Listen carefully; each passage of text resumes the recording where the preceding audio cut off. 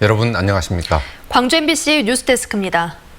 전투기 소음 때문에 피해를 보는 분들이 많지만 지금까지는 보상을 받으려면 소송을 제기해야 했습니다. 하지만 앞으로는 소송을 않고도 보상받을 가능성이 생겼습니다. 관련법 개정안이 국방위 법안심사소위를 통과했는데 본회의까지 통과한다면 군공항 이전에도 긍정적인 영향을 줄 것으로 보입니다. 보도에 이계상 기자입니다. 군용 비행장의 소음 방지 및 소음 피해 지역 지원에 관한 법률안이 국회 국방위 법안심사소위원회를 통과했습니다. 관련 법률안은 지난 2004년 처음으로 상정된 이후 무려 15년 동안 국회에서 계류 중이었던 13건의 유사 법안을 통합 조정해 마련됐습니다.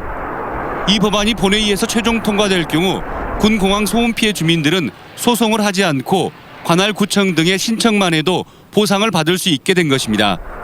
또한 민간 공항 주변 지역과 마찬가지로 소음 피해를 줄이기 위한 주민 지원 대책이 마련되는 길도 열렸습니다. 피해 지역 주민들에게 각종 지원 혜택을 가질 수 있는 그런 법률안이 20대 국회 때는 꼭 통과되기를 기대하고 있습니다. 군 공항 소음 피해 관련 배상액을 보면 광주에서만 825억 원에 이르고 전국적으로는 소송 진행 중인 사건까지 포함해서 1조 2천억 원이 넘어설 것으로 전망됩니다. 결국 관련 법과 시행령이 제정되면 소음 피해를 해결하는 데 해마다 수천억 원씩의 예산이 추가로 투입돼야 할 상황입니다. 이 문제를 근본적으로 해결하기 위해서는 정부와 국방부가 보다 적극적으로 나서서 군 공항 이전 사업을 추진해야 한다는 지적입니다. 국방에 관련된 중요한 민원이고 국방 안보를 현대화하기 위한 그리고 또 이 지역 균형 발전을 위한 어떤 그런 큰 틀로 생각을 해줬으면 좋겠다. 군 공항 소음 피해 보상이 새로운 전기를 맞을 것으로 기대되는 가운데 군 공항 이전 문제 해결에 미온적이기만 했던 국방부가 어떤 해법을 내놓을지 주목받고 있습니다.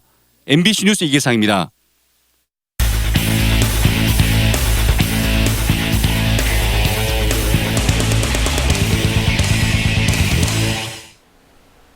이번 세계 수영선수권을 앞두고 가장 많은 관심을 끌었던 하이다이빙 경기가 시작됐습니다. 낯설지만 짜릿한 하이다이빙의 매력에 관중들의 갈채가 쏟아졌습니다. 우정훈 기자가 취재했습니다. 고요한 경기장 안, 모두의 시선을 받고 아파트 10층 높이에 선 하이다이빙 선수가 낙하를 준비합니다. 약 3초간 화려한 공중 동작 뒤 지름 15m의 수조로 마찰음을 내며 입수하자 이내 관중들의 환호가 터져나옵니다. 무등산을 배경으로 펼쳐진 하이다이빙이 여자부 예선을 시작으로 사흘간의 열전에 들어갔습니다. 일찍이 입장권 예매가 매진됐을 만큼 수영대회 인기 종목인 하이다이빙. 관람객들은 무더운 날씨에도 경기장을 찾아 선수들의 아찔한 다이빙에 환호를 보냈습니다. 어릴 때 TV에서만 보던 다이빙 장면을 실제로 눈으로 보니까 되게 신기하고 더 멋진 것 같아요. 미처 입장권을 구하지 못한 관람객들은 밖에서 경기를 보며 아쉬움을 달랬습니다. 저 높은 곳에서 올라가지도 못할 텐데 저렇게 할 수 있다는 게 정말 대단하네요. 근데 점수가 좀 궁금하네요. 이번 대회 하이다이빙에는 여자 선수 13명, 남자 선수 22명이 출전해 남녀 각각 1개씩 걸린 금메달을 놓고 겨룹니다. 여자 선수는 20m, 남자 선수는 27m에서 뛰어내리는 하이다이빙 경기는 4라운드까지 경기 결과를 합산해 우승자를 결정합니다. 첫날 펼쳐진 1, 2라운드 예선전에서는 지난 대회 우승자인 미국 스티브 로비가 1위를 기록하며 대회 2연패 도전에 나섰고 여자부에서는 멕시코의 아드리아나 히메네즈가 1, 2라운드 1위로 반환점을 돌았습니다. 한편 경기장과 관람석이 야외에 설치된 탓에 일부 관람객들은 땡볕과 높은 습도 때문에 경기를 보기 힘들다며 불만을 토로했습니다. 무슨 그늘막이 하나라도 있는지 알았거든요. 근데 너무 더워갖고 막 토하고 금방 쓰러져 죽을 것 같아서 한 1분도 한 1분은 좀 더 한 5분이나 있다가 둘이 내려와 버렸어요. 인기 종목인 하이다이빙의 시작으로 대회 중반 본격 인기몰이에 나선 광주 세계 수영 선수권 대회. 관람객들은 한 마리 새를 연상케 하는 선수들 연기를 보며 하이다이빙의 매력에 빠졌습니다. MBC 뉴스 우종훈입니다. 우리나라 여자 수구 대표팀은 오전 전패로 경기를 마무리했습니다. 한 골이 목표였는데 6골을 뽑았습니다. 물론 172골을 내주면서 세계 무대의 높은 벽을 실감해야 했지만 도전 그 자체만으로도 국민들에게 큰 감동을 줬습니다. 보도에 송정근 기자입니다. 0대 30, 세계 수영대회에 처음 출전한 우리나라 여자 수구 대표팀이 쿠바와의 마지막 경기에서 거둔 결과입니다. 예선 5경기를 모두 진 여자 수구 대표팀은 경기가 끝난 뒤 서로를 부둥켜 안고 한동안 눈물을 훔쳤습니다. 개최국 자격으로 출전권을 얻어 대회 2달 전에야 팀을 꾸린 수구 초보생들. 젖먹던 힘을 다해 싸웠지만 세계의 벽은 너무도 높았습니다. 무엇보다 이번 대표팀이 해체되고 나면 더 이상 수구 경기를 할 수 없을지도 모른다는 생각에 아쉬움이 큽니다. 만약에 이게 계속 연결이 된다면 저는 수구를 더 하고 싶은 생각이 있습니다. 그래서 전남에 내려가서도 지금 뭐 수원이나 인천 같은 경우 클럽팀을 꾸려서 하고 있는데 그것까지 제가 한번 목표로 생각해서 그래도 1승이 아닌 한 골을 목표로 대회에 출전해 5경기에서 6골을 넣었으니 목표는 초과 달성한 셈입니다. 세계적인 선수들이랑 이렇게 겨뤄서 저희가 이만큼 한 거에 정말 감사하고 다들 진짜 엄청난 차이가 나면 포기하고 싶었을 법도 한데 아무도 그런 마음 없이 끝까지. 우리나라 선수들의 아름다운 도전은 경영 종목에서도 이어졌습니다.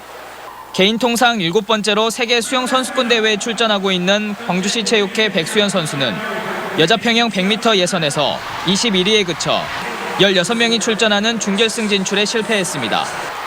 지난달 여자 배영 100m에서 한국 신기록을 세운 임다솔 선수는 0.2초 차이로 준결승에 진출하지 못해 아쉬움을 더했습니다.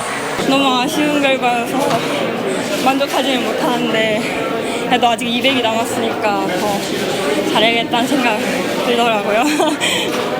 수영대회 분위기가 고조되고 있는 가운데 수영 약체로 평가받고 있는 우리나라 선수들의 용감한 도전 그 자체만으로도 국민들에게 진한 감동을 선사하고 있습니다. MBC 뉴스 송정근입니다.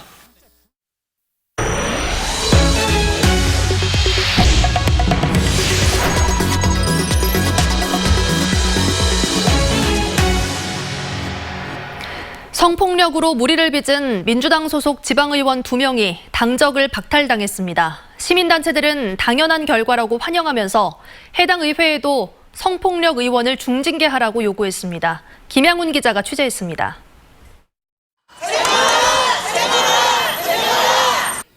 시민사회단체들이 민주당 전남도당 앞에서 동료 여성 의원을 성희롱한 김은 목포시의원의 제명을 촉구했습니다. 또 김 의원 사무실 앞에서도 기자회견을 열고 김 의원의 의원직 사퇴를 요구했습니다. 성희롱 파문이 확산되자 더불어민주당 전남도당은 징계청원서가 접수된 지 일주일도 안 돼 징계 절차에 착수했습니다. 전남도당은 긴급 윤리심판원 회의를 열고 김은 의원을 제명하고 당적을 박탈하기로 의결했습니다. 당 윤리 규범이 규정한 품위 유지와 성희롱 금지 등의 의무를 현저하게 위반해 최고 수위인 제명 처분을 내렸다고 밝혔습니다. 도당은 또 성폭력 2차 가해 의혹을 받고 있는 민덕희 여수시의원에게도 제명 처분을 내렸습니다. 시민사회단체들은 시민들의 분노가 커지고 있는 상황에서 민주당의 제명 결정은 그나마 당연한 결과라며 환영의 뜻을 밝혔습니다. 목포시에서 성희롱 사건이 발생한 것은 있어서는 안 되는 일이 발생했었고요. 더불어민주당에서 이걸 제명시킨 것은 당연한 결과라고 생각을 합니다. 목포시의회 역시 김은 의원에 대한 징계 절차에 나섰습니다. 시의회는 오는 25일 본회의를 열고 윤리특별위원회를 구성한 뒤 김 의원에 대한 징계를 심의할 예정입니다. 대단히 죄송스럽고 면목이 없습니다. 시의회에서는 이 사건에 대해서 면밀히 조사를 하고 징계 절차에 따라 원칙적으로 처리할 계획입니다. 한편 정의당 목포시위원회와 시민사회단체들은 피해자 인권을 보호하고 2차 피해가 발생하지 않도록 목포시의회에 예방 대책을 마련할 것을 요구했습니다. MBC 뉴스 김양훈입니다. 광주 광산 지역은 인구도 많고 공장들도 밀집해 있지만 그동안 세무서가 없었습니다. 이 때문에 납세자들의 불편이 컸는데 이르면 내년 4월쯤에 세무서가 신설될 것으로 보입니다. 이재원 기자입니다. 서광주 세무서의 광산지서입니다. 지난 2017년 4월 문을 연 뒤 하루 평균 80명 가까운 민원인이 이용하고 있습니다. 개인 납세에서 부가가치세까지 이용자들의 문의도 다양합니다. 빨리 모든 업무 처리도 빨리 해결될 수 있으니까 좋고 또 저희는 가까우니까 거기까지 안 가도 되고 그런 부분이 좋을 것 같아요. 하지만 어령동과 평동 등 광산구 지역의 일부 주민만 광산지설을 이용할 수 있습니다. 반면 하남공단이나 첨단 지역 등 공장과 인구가 밀집한 지역에서는 아직도 서광주 세무서를 이용해야 하는 불편을 감수하고 있습니다. 하지만 앞으로 이 같은 불편이 사라질 전망입니다. 광산 세무서의 신설이 눈앞에 있기 때문입니다. 행정안전부는 국세청과 함께 서광주 세무서에서 광산 세무서를 분리해 신설하는 방안을 논의하고 있습니다. 내부적으로는 광산 세무서의 신설을 사실상 확정지은 것으로 알려지고 있는데 앞으로 기재부 협의와 국회 심의 단계를 거치게 됩니다. 계획대로 진행된다면 내년 4월이면 광산 세무서가 신설될 것으로 전망됩니다. 정부에서 검토할 때 협의도 하고 의견 교환도 하고 그런 절차를 거치잖아요. 아직까지는 정부 내부에서 검토 중인 상황이거든요. 도심개발과 산업단지 조성으로 납세 수요가 크게 증가하고 있는 광산구 지역에 세무서 신설이 가시화되면서 민원인들의 불편도 크게 감소할 것으로 전망됩니다. MBC 뉴스 이재원입니다. 일본 제품 불매와 여행 취소 운동이 농촌 지역으로 확산되고 있습니다. 곡성 석공농협은 100만 원 이상의 일본 여행 상품을 취소할 경우 곡성 백샘이 10kg을 무료로 보내주는 행사를 지난주 금요일부터 진행하고 있습니다. 석공농협 측은 20여 명에 이르는 일본 여행 취소객들의 문의가 이어지고 있다며 호응이 좋을 경우 2차로 확대해 나가겠다고 밝혔습니다.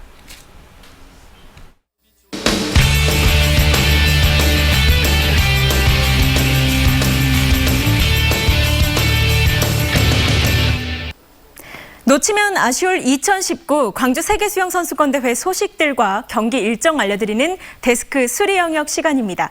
후반기로 접어들면서 더욱 치열해진 대회 현장에선 어떤 일이 있었을까요?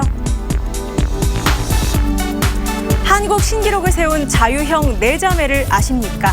이근아, 정소은, 최지원, 정유인. 우리에게 익숙한 이름은 아닌데요.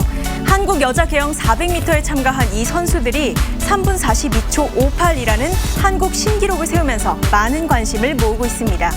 이 기록은 3년 전 전국 체육대회의 결과인 3분 43초 73보다 1초 이상 줄어든 건데요.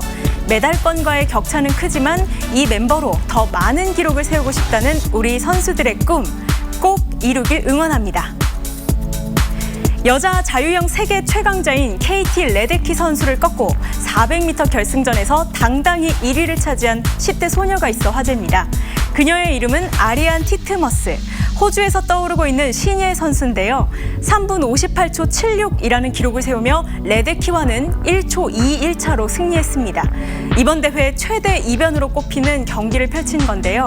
세계선수권대회 2번째 출전 만에 개인전에서 금메달을 획득한 티트머스. 앞으로가 더욱 기대되네요.